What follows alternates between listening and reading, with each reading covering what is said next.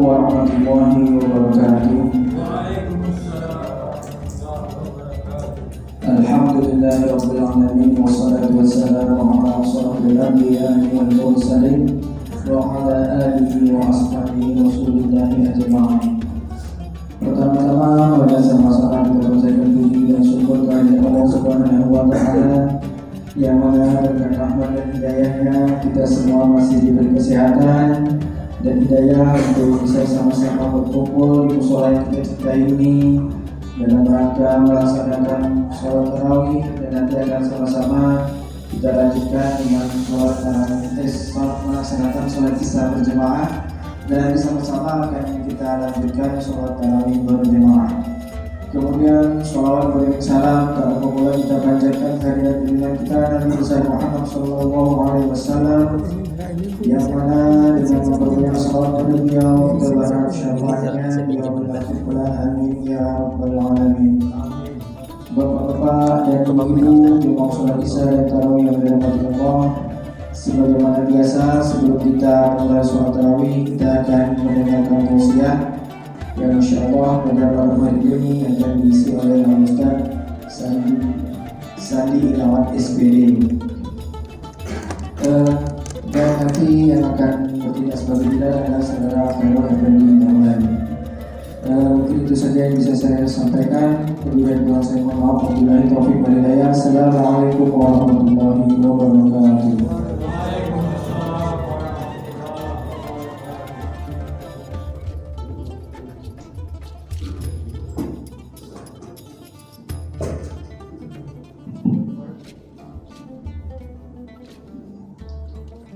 A'udzubillahi minasyaitonirrajim. Bismillahirrahmanirrahim. Assalamualaikum warahmatullahi wabarakatuh. Waalaikumsalam warahmatullahi wabarakatuh. Alhamdulillahi wa kafa wahdahu wassalatu wassalamu ala rasulillah Sayyidina Muhammadin ibni Abdillah wa ala alihi wa sahbihi wa man tabi'ahu wa mawala. Ashhadu an la ilaha illallah wahdahu la syarikalah wa ashhadu anna sayyidina Muhammadan abduhu wa rasuluh alladzi la nabiyya ba'da. Allahumma salli wa sallim wa barik ala sayyidina Muhammad wa ala ali sayyidina Muhammad. Bapak Ibu hadirin jamaah rahimakumullah, tiada kata yang pantas kita ucapkan selain rasa syukur kepada Allah Subhanahu wa taala dengan mengucapkan alhamdulillahirabbil alamin. Kalimat alhamdulillahirabbil alamin sering kita ucapkan sebagai wujud rasa syukur kita atas segala nikmat yang telah Allah berikan kepada kita, Bapak Ibu.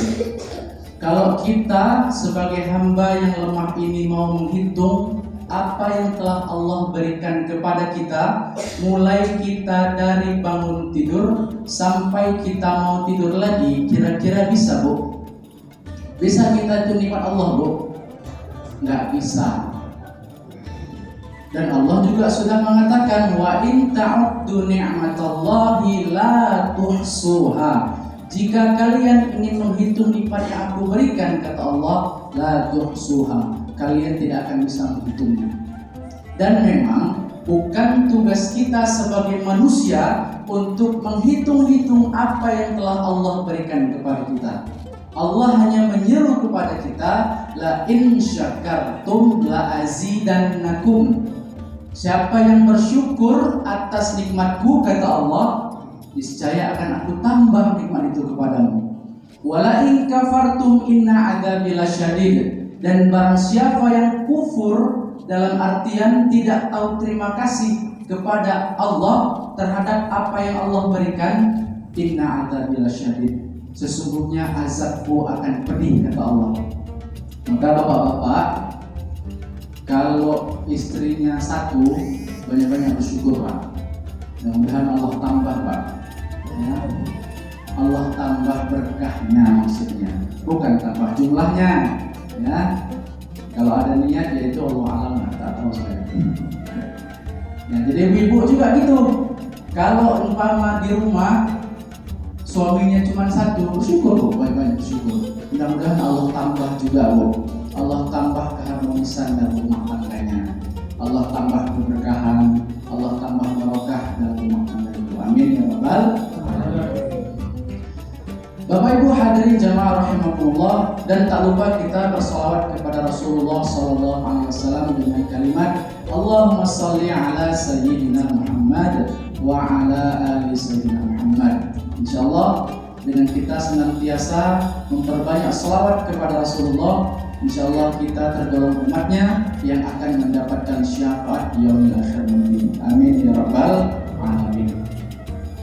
Bapak Ibu hadirin jamaah rahimakumullah, adapun judul tausiah singkat kita pada kesempatan malam hari ini adalah 3 nikmat Bapak Ibu.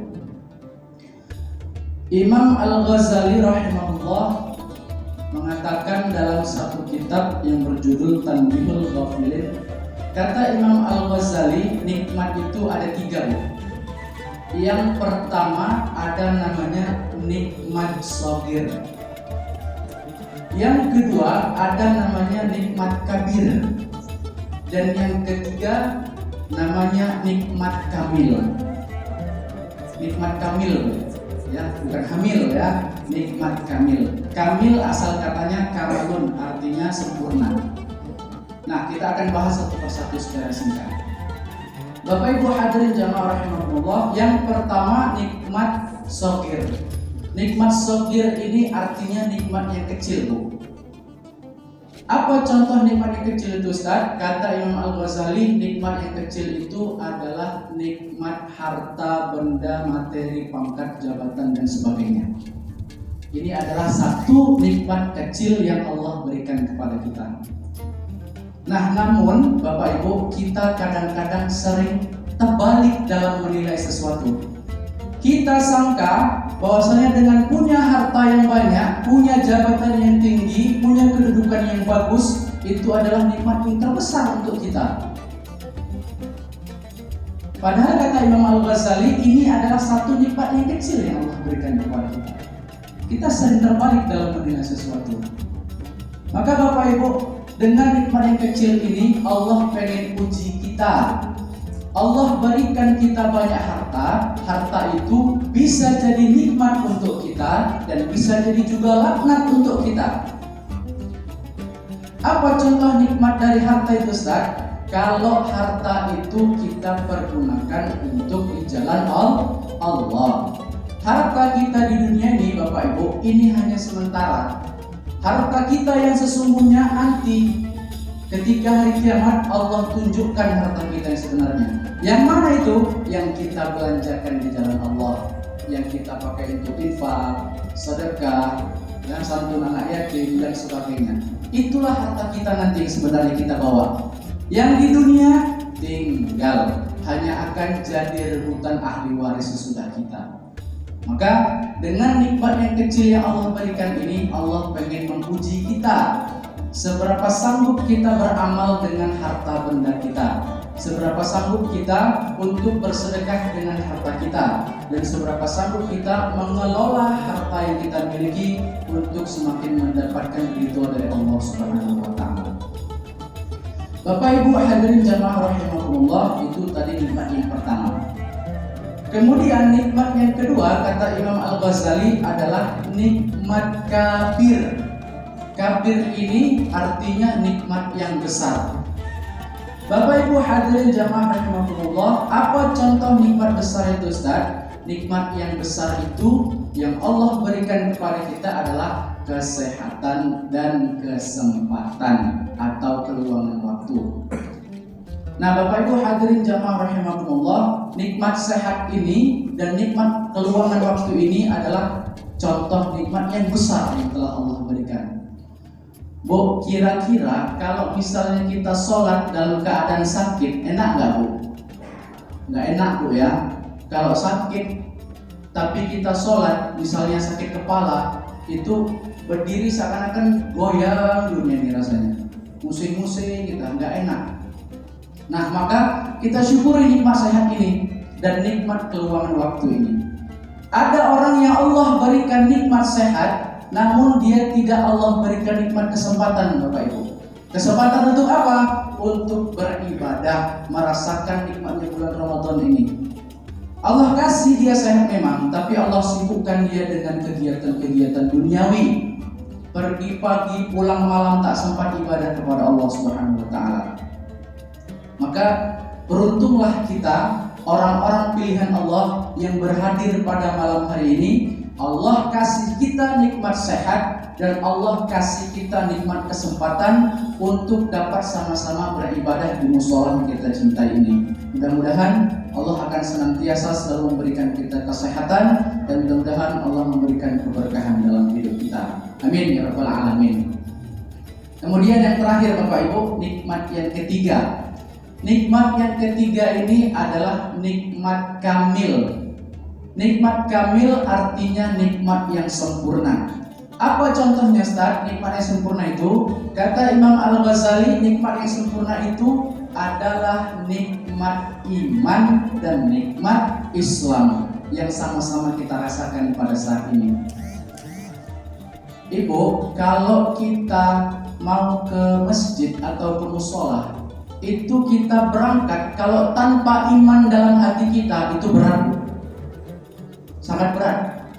Kalau kita berangkat ke rumah ibadahnya Allah, atau kalau kita mau bersedekah, infak dan sedekah dan lain sebagainya, kalau enggak kita dasari dengan iman kita, itu berat sekali kita melaksanakannya. Ya, jadi iman ini memang kata Nabi, al-imanu yazid wa yanqus. Iman itu memang naik turun. Kalau iman lagi naik, rajin kita ke masjid, rajin baca Quran, rajin sedekah. Kalau iman lagi turun, kadang-kadang dengar hayya sholat dari masjid, entar lagi lah, Lampung belum qomat. Udah qomat, aduh bentar lagi lah, masih rakaat pertama. Udah rakaat pertama, bentar lagi lah tunggu salam. Udah salam, ketiduran, gak jadi sholat. Nah ini loh, kalau iman kita sedang turun. Tapi memang salah satu cara agar supaya iman kita tetap naik, yaitu dengan memperbanyak zikir kepada Allah. Ya, Bapak Ibu. Nah, jadi iman ini adalah nikmat yang sempurna yang kita rasakan sampai saat ini. Namun Bapak Ibu yang harus kita perhatikan, iman ini kita tidak bisa mewariskan kepada anak-anak kita. Belum tentu ada seorang ayah yang beriman, anaknya juga beriman. Belum tentu ada orang tua yang soleh dan soleha, anak-anaknya juga soleh dan soleha. Mana buktinya? Nabi Nuh alaihi salam. Nabi Nuh adalah orang yang soleh. Istri dan anaknya durhaka sama Nabi Nuh. Maka dalam Al-Quran Bapak Ibu, ketika Allah tenggelamkan anak dan istrinya Nabi Nuh ini, ketika sudah selesai peristiwa itu, Nabi Nuh tanya sama Allah, ya Allah, kenapa anak dan istriku engkau tenggelamkan? Allah berkata sama Nabi Nuh, wahai Nuh, sesungguhnya mereka bukan bagian dari keluargamu yang aku selamatkan, kata Allah. Jadi tidak jadi jaminan jika ada seorang orang tua yang soleh, anak juga soleh. Kemudian siapa lagi? Nabi Ibrahim alaihissalam.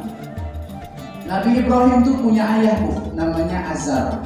Pekerjaannya apa Ustaz? Pekerjaan ayah Nabi Ibrahim ini membuat patung berhala. Dan ayah Nabi Ibrahim dia menyembah patung berhala. Sementara anaknya soleh. Nabi Ibrahim itu orang yang soleh. Nah, ayahnya nggak baik, tapi anaknya yang baik. Itu dia. Kemudian siapa lagi? Rasulullah Nabi Muhammad SAW. Rasul seumur hidupnya ingin sekali mengislamkan pamannya. Namun Allah berkata, ya Rasulullah, wahai Nabiku, sesungguhnya dia tergolong orang-orang yang tidak aku berikan hidayah, kata Allah. Maka hidayah ini Bapak Ibu, hak prerogatifnya Allah. Hanya Allah yang berhak memberikan hidayah kepada seorang hamba. Kita tugasnya hanya untuk watawassaw bil haqq watawassaw bis sabr, saling mengingatkan tentang kebenaran dan saling mengingatkan tentang kesabaran. Ini tugas kita. Jadi Bapak Ibu, kalau kita tegur misalnya ada saudara kita, tetangga kita, ayo ke masjid. Kalau kira-kira agak-agak ada penolakan, biarin aja, cukup kita doakan. Nggak perlu kita, oh dasar kau, jangan, tak boleh. Apalagi kita sampai saling mengkafir-kafirkan, saling menyalahkan satu sama lain, jangan sampai. Jadi hidayah itu hak prerogatifnya Allah yang Allah berikan kepada setiap hamba. Nah, jadi Bapak Ibu, inti dari 3 ini adalah mari sama-sama kita bersyukur atas semua nikmat yang telah Allah berikan kepada kita, mulai dari nikmat yang terkecil, nikmat yang besar, sampai nikmat yang sempurna ini. Mudah-mudahan jika Allah memberikan kita begitu banyak nikmat di dunia, Allah juga akan memberikan kita begitu banyak nikmat di akhirat kelak. Amin ya rabbal alamin. Demikianlah tausiah singkat yang dapat saya sampaikan. Lebih dan kurang saya mohon maaf. Jika ada kalimat atau kata-kata saya yang mungkin kurang berkenan di hati Bapak Ibu sekalian, lebih dan kurang saya mohon maaf. Kepada Allah saya mohon ampun. Usikum wa nafsi bittaqwallah wa ta'atihi faqad fazal muttaqun. Assalamualaikum warahmatullahi wabarakatuh. Terima kasih kami ucapkan kepada Ustaz yang telah memberikan tausiahnya. Semoga apa yang disampaikan bisa menambah ilmu dan wawasan kita dan berikan kepada Allah Subhanahu wa taala. Baiklah Bapak-bapak dan Ibu sekalian, mari sama-sama kita bersaf kita menjalankan salat tarawih berjamaah.